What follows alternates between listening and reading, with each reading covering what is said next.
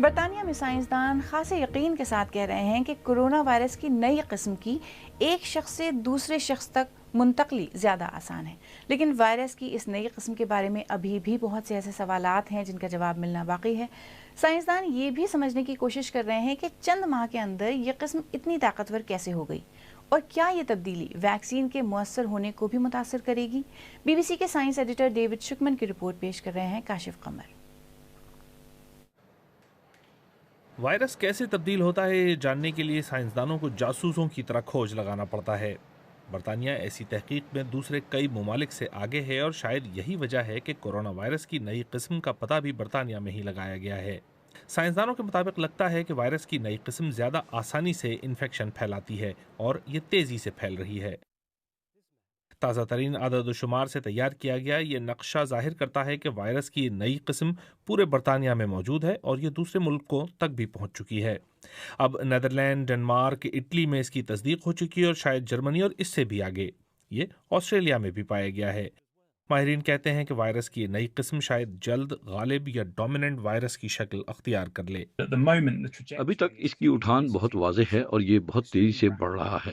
ہم نے دیکھا ہے کہ جو قسم جنوری میں سامنے آئی تھی، سال کے پہلے حصے میں اس کا غلبہ رہا، اور وائرس کی جو قسم ہم اب دیکھ رہے ہیں وہ نسبتاً زیادہ تیزی سے پھیل رہی ہے۔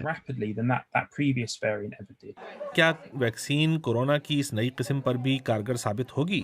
ابھی تک یہی کہا جا رہا ہے۔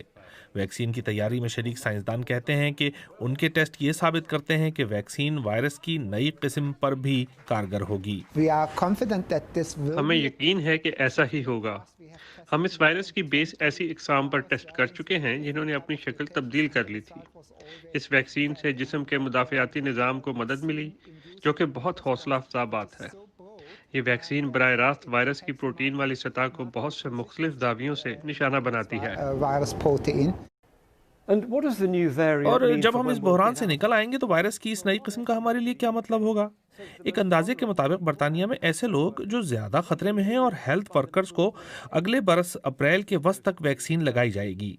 اگر یہ سب کچھ منصوبے کے مطابق چلتا ہے تو وسط جولائی تک آبادی کے 67% حصے کو ویکسین دی جا چکی ہوگی۔ اس طرح ہم ہرڈ امیونٹی یا اجتماعی مدافعت کی سطح تک پہنچ جائیں گے، لیکن وائرس کی تبدیلی کی وجہ سے لگتا ہے اجتماعی مدافعت حاصل کرنے کے لیے آبادی کے 80% حصے کو ویکسین دینا ہوگی، جو اگست تک کا وقت لے لے گا۔ وائرس کی اس نئی قسم کے بارے میں ایک خدشہ یہ ہے کہ کیا بچوں کو اس سے زیادہ خطرہ ہے؟ ابھی تک اس کا کوئی ٹھوس ثبوت موجود نہیں، لیکن سائنسدان اس پر نظر رکھے ہوئے ہیں۔